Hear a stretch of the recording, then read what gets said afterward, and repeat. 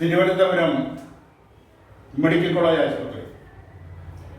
ആ Thiruvananthapuram medical college ആശുപത്രി പ്രവർത്തിക്കുന്ന ആ സ്ഥലം അതൊരു വലിയ കാമ്പൗണ്ടാണ്. ആ കാമ്പൗണ്ടിനകത്ത് മെഡിക്കൽ കോളേജ് ആശുപത്രി മാത്രമല്ല, അവിടെ റീജിയണൽ ക്യാൻസർ സെന്റർ പ്രവർത്തിക്കുന്നുണ്ട്. കുട്ടികളുടെയും സ്ത്രീകളുടെയും ആശുപത്രിയായ ശ്രീ ഔട്ടൻ തിരുനാൾ ആശുപത്രി SIT പ്രവർത്തിക്കുന്നുണ്ട്. അതുപോലെ തന്നെ സ്ത്രീ ഇത്ര മെഡിക്കൽ സെന്റർ പ്രവർത്തിക്കുന്നുണ്ട്. ഡെന്റൽ കോളേജ് ആ കാമ്പൗണ്ടിനകത്താണ്.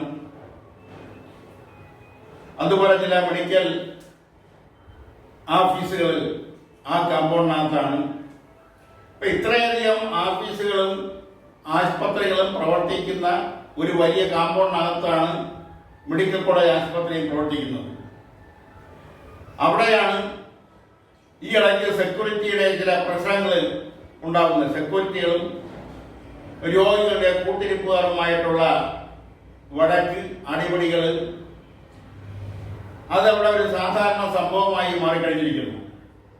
മാത്രമല്ല, അതിനകത്തുള്ള സുരക്ഷിതത്വത്തിന്റെ പ്രാധാന്യം എന്ന് പറയുന്നത് അത് വളരെ വലുതാണ്.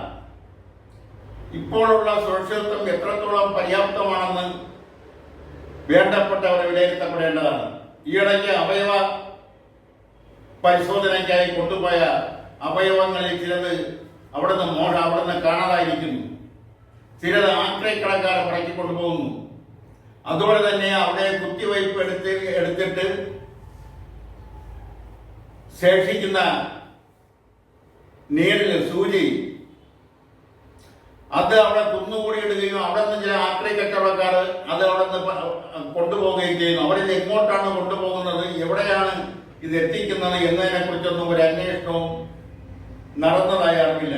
ഒരിക്കൽ അതെല്ലാം ഏതോ കേന്ദ്രങ്ങളിൽ എത്തിച്ചിട്ട് അതെല്ലാം വീണ്ടും പുതിയ നീഡിലുകളായി തിരിച്ചെത്തുന്നു എന്നുള്ള ഒരു ആരോപണം കുറെ കാലങ്ങൾക്ക് മുമ്പ് പുറത്തു വന്നിരുന്നു. അതിനെക്കുറിച്ചും കാര്യക്ഷമമായ ഒരു അന്വേഷണം ഇല്ല. അതുപോലെ തന്നെ പല പ്രധാനപ്പെട്ട ഡിപ്പാർട്ട്മെന്റുകളിലും ഉപകരണങ്ങളുടെ അപര്യാപ്തത അതുമൂലം ശസ്ത്രക്രിയകൾ മാറ്റിവെക്കേണ്ടി വരുന്നത്. ഈയിടയ്ക്ക് യൂറോളജി ഡിപ്പാർട്ട്മെന്റിലെ ഒരു ഡോക്ടർ തന്നെ അത് എന്തും വരട്ടെ എന്ന് വിചാരിച്ച് പുറത്തു പറഞ്ഞ ഒരു സംഭവം, അത് വളരെ വിവാദമായിട്ട് ആ വിവാദം ഇന്ന് നിലനിൽക്കുകയാണ്. ആ ഡോക്ടർക്കെതിരെ ഒളിഞ്ഞും തെളിഞ്ഞുമെല്ലാം അധികാരി വർഗവും അതുപോലെ അവരെ പിന്തുണയ്ക്കുന്നവരും രംഗത്ത് വന്നെങ്കിലും ഡോക്ടർക്ക് പല ഭാഗത്തു നിന്നും പിന്തുണ ലഭിച്ചപ്പോൾ, ആ പിന്തുണ വളരെ ശക്തിപ്പെട്ടപ്പോൾ ഡോക്ടർക്കെതിരെയുള്ള ആരോപണങ്ങളെല്ലാം ഇല്ലാതാവുകയാണ് ചെയ്തത്. അത് നിയമ ഡിപ്പാർട്ട്മെന്റിൽ നടപടി വരുമെന്നും വരില്ല എന്നും പറയുന്നു. അതവിടെ നിൽക്കട്ടെ. അവിടെ നിന്ന് ശസ്ത്രക്രിയയ്ക്ക് വേണ്ടുന്ന ഉപകരണങ്ങൾ വാങ്ങി രോഗികളുടെ കൂടെ വരുന്നവർ വാങ്ങിക്കൊണ്ട് കൊടുക്കേണ്ടുന്ന ഗതികേട് തുടങ്ങിയിട്ട് കുറെ നാളുകളായി, വർഷങ്ങളായി. പ്രത്യേകിച്ചും കയ്യോ കാലോ എല്ലാം ഒടിഞ്ഞു ചെല്ലുന്നവർക്ക് അതിനകത്ത് ഉപയോഗിക്കുന്ന കമ്പികൾ, അത് വെച്ചു മുറുക്കുന്നതിനുള്ള ഉപകരണങ്ങൾ, അതെല്ലാം പുറമേ നിന്നും വാങ്ങിക്കൊണ്ട് കൊടുക്കേണ്ടുന്ന ഒരു ഗതികേടിലേക്ക് രോഗികളെ കൊണ്ടുവരുന്ന രോഗികളുടെ ബന്ധുക്കൾ അത് നടത്താൻ തുടങ്ങിയിട്ട് കാലമേറെയായി.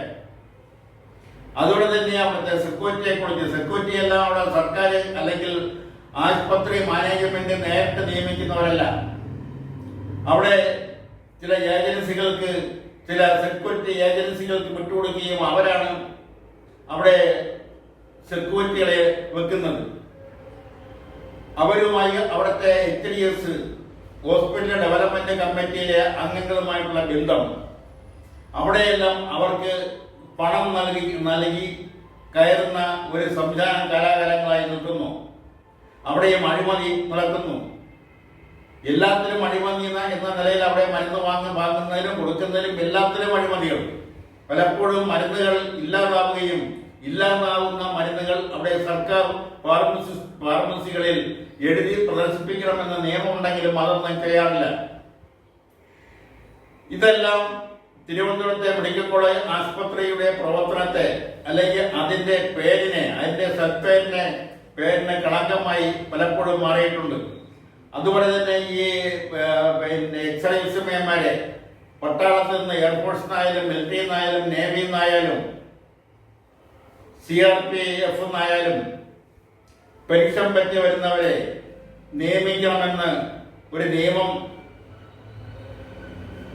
ഉണ്ട്. എന്നാൽ അവരെയെല്ലാം നിയമിക്കുന്നതിന് അങ്ങനെയുള്ള ആൾക്കാരെ മെഡിക്കൽ കോളേജിൽ നേരത്തെ നിയമിക്കുന്നതിന് പകരം സെക്യൂരിറ്റി ഏജൻസികൾക്ക് കൊടുത്ത് ആ ഏജൻസികളാണ് പലപ്പോഴും അവിടെ സെക്യൂരിറ്റികളെ നിയമിക്കുന്നത്. ആ സെക്യൂരിറ്റികൾക്ക് പലപ്പോഴും ക്രിമിനൽ പശ്ചാത്തലമുള്ളവരാണ് 50%-ത്തിലധികവും. അവരാണ് രോഗികളുടെ ബന്ധുക്കളുമായി എപ്പോഴും വഴക്കുണ്ടാകുന്നതും അടിപിടി ഉണ്ടാകുന്നതും ഒക്കെ.